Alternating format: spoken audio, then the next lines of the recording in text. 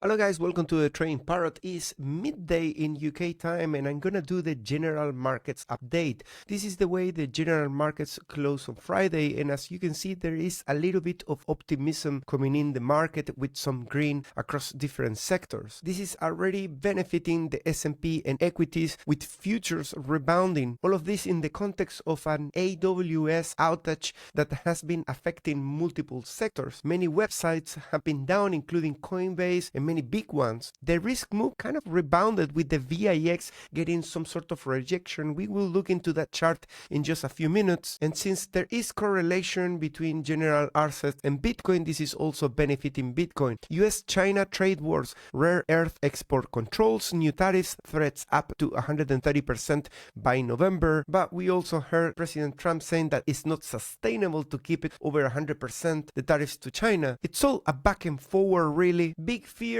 and then discarding everything seems to be the play. That is what's keeping a little bit the markets at the moment to continue doing impulsive waves to the upside. Yes, we continue to see new highs, but each individual high has a decreased momentum, producing bearish divergences and spreading the fears across investors that are currently either holding or entering at all-time highs. Something that is actually a little bit bearish has to do with the oil prices. Brent dipped 0.3%, the WTI near 6 months lows on our oversupply fears, and this could affect the markets with lower inflation, less risk for premium for BTC. What's looking good for Bitcoin is the Fed rate cut odds. With a 100% chance of October cut and 96% in December, probably traders are gonna start pricing in, at least for a trade, the opportunity of upside. More liquidity, that's bullish for Bitcoin and for general markets. The US 10-year yield rose 4%, stable above 4% as risk appetite shifts. This is moderate bullish with treasury stability influence risk assets. We are still in the middle of a blackout and there is some incoming information that has been held and definitely could bring some volatility as soon as it gets released. Talking about jobless claims and CPI, which is expected to be due for the 24th of October, which is in just 4 days. And that could affect the odds of the rate cut depending on what sort of reading we get. And on the other side of the world, Japan's Nikkei 225 index soars over 3%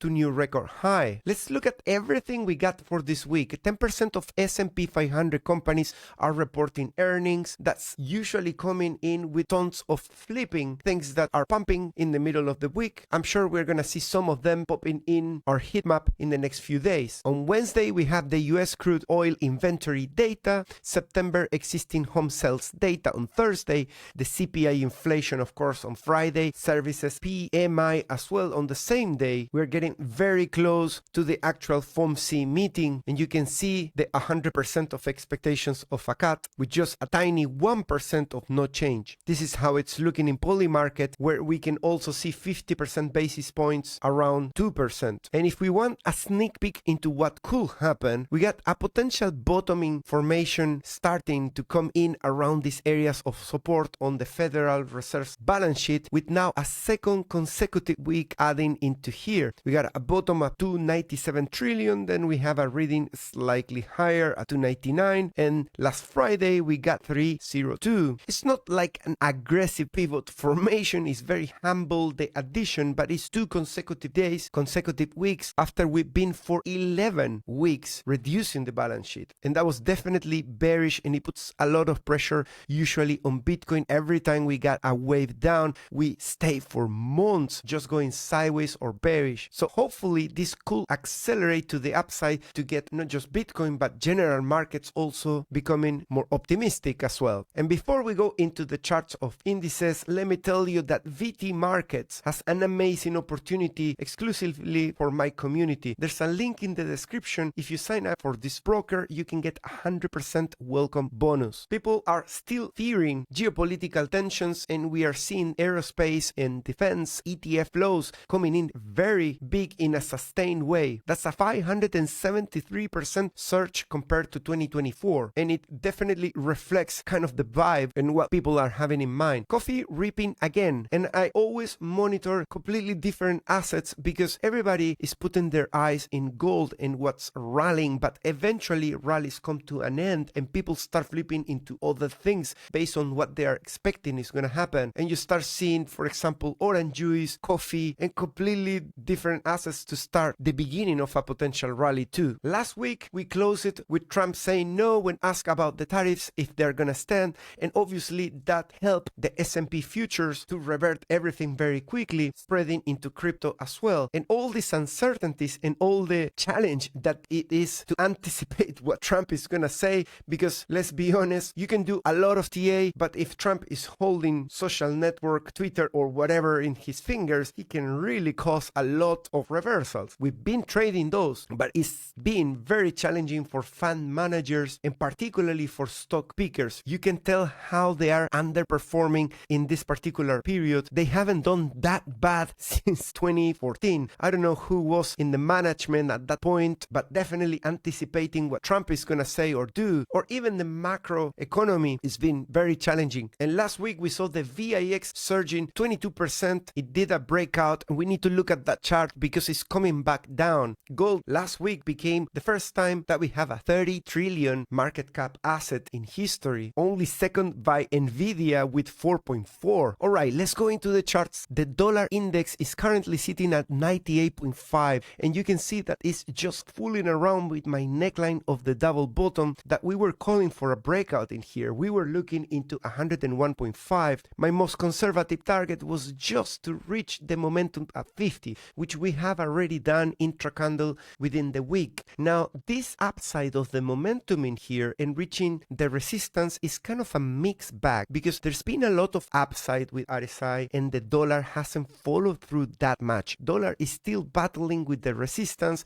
whereas the momentum already in July broke out and started putting higher highs and higher lows. So now price should follow up, right? That's point number one. Point number two, we are facing a resistance coming in here at 50 that could put dollar at risk of not achieving that. After all, my call was to get just to 50 as a conservative target and then see if we can carry on. If we can break out consistently here, let's say into 99 with a closing basis on a weekly, then dollar could potentially follow up through in here, and maybe we can get a rally into this area in here, completing fully the revenge rally. At that point, probably we're gonna be trading around the $100 or slightly higher. If we can get there, then we get a larger pattern with a neckline around $100 that I already mentioned can spread into 105. But we cannot get ahead of ourselves. We need to first see what do we do against this 98 and against the 50 resistance on the weekly. People are already calling for another topping signal on gold just because we close like this. I still see a lot of strength. In the past week or weeks, gold managed to break out above a level of RSI 80 within a period of bearish divergences, something that is completely against all odds in general terms when we talk about technicals, but it did it. So I've been looking for a potential breakdown in here below 80 back again. That will be extremely bearish for gold. But so far in the week, in the first hours of this week, we are at 86 and pointing just sideways. So gold is probably holding on to see what comes next. But I've seen some posts on social media, I don't know if they are made up, but with cues of people wanting to buy gold. That could be just another trap. But to me, this is a no buy area. It's just too much risk, a breakout from here. I don't even like trading a breakout. Imagine a breakout from 80. That's just nuts. And this is on the weekly time frame. So yeah, there can be some more upside. There can be a period of bearish divergences with new highs. But at that point is where the whole structure is starting to break and you're still standing in the building. Well, that's your call then. And yes, the VIX broke out, but only in the momentum, and is still managing to hold the neckline in here above RSI of 50. So similar picture than the dollar. There is uncertainty if this is going to continue. Momentum is saying yes, absolutely, I'm going to carry on. The retracement so far this week and previous week is not enough to say that we are done with the momentum. We have a bearish candle in here on the weekly close because we were pushed below the 24, which is the line in the sand, put closest beyond 24, and we are in areas where there is panic in the market. This was, let's call it a mini panic, just a Trump tantrum in the middle of the week with a reversal, and that's it. But if you stay beyond 24, 25, we can get at those points big corrections in the market. So far, it's not the case, but we continue to monitor. The last time that we did this fake out to the upside on VIX,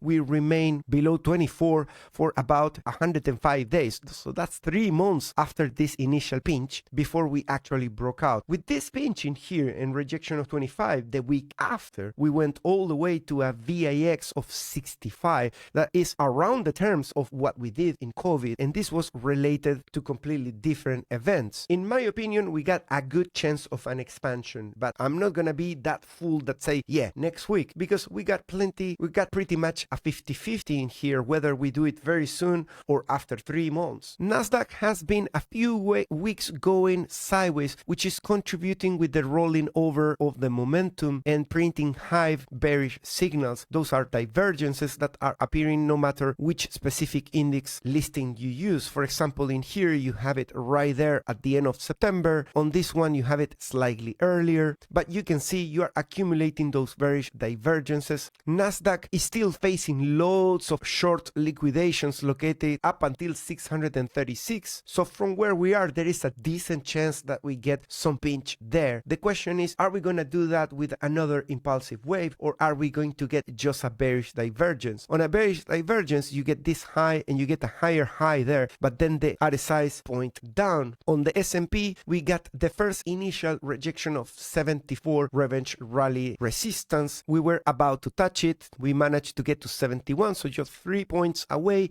So far, we still continue with the rolling over as we approach that resistance. Pre-market prices look in the green with 665 versus 664. And just a quick catch up with liquidations on the S&P. And you can see we have here one very close to the price at 682, followed by over 700. This one is the largest, 706. Liquidations span all the way up until 765 so far. I want to look at the Nikkei, the new all-time high. You can see how we are getting into 77 almost RSI. We're putting a new all-time high in here, price at $49,300. My main interest in this is where is this really going to break down. If we get a big breakdown on the Nikkei in here, that could spread, or it could actually be the main motivation for the VIX to really put that push to the upside. It's not the only one that can do that, but last year it already did it, and that's why me and many other people are monitoring this in case it happens again. The US 10-year yield is continuing with the pressure in here to break down. It's gonna face very soon support from this trend line at around 4%, slightly below that. The last time that we test support was in the middle of September. Google continues with the breakdown. Things are still looking like a breakdown. Apple still holding support. Nvidia in a channel to the downside, already putting the first bearish divergence, including one that is coming from the high. This could be the beginning of another wave down, unless we break this resistance of 66 and we carry on against all odds. AMD held perfectly the support of $200 and is in the middle of this another wave of revenge rally.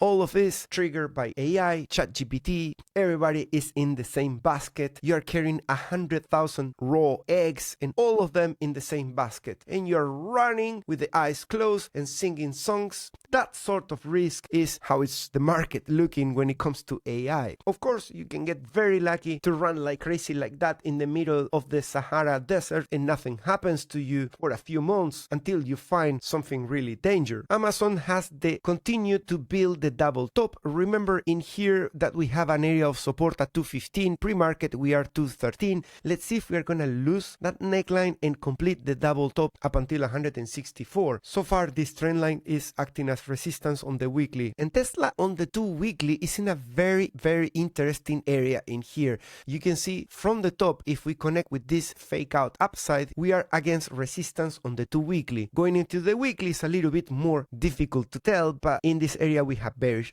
divergences. We are rallying against them, and we need to be on the lookout for a breakdown in here in case it happens. There's all the earnings, of course, incoming, so who knows if there's any insider that can say if they're gonna make it or not. Palantir is in the channel to the downside still at equal highs. It's looking a lot like distributive, this area there, with 4 consecutive weeks so far with weeks to the upside and bearish divergences, and the channel already kind of forming here. Microsoft also with a breakdown. Meta retesting there with revenge and coming back for a new low. MicroStrategy remains in the breakdown area still, and GameStop Corporation just going sideways. Robinhood still with that rejection and an additional week of pressure, selling pressure to the downside. Now pre-market is looking in the positive with 133, but let's see if that is only gonna get into resistance later this week or if we are gonna continue with the rejection to the channel bottom.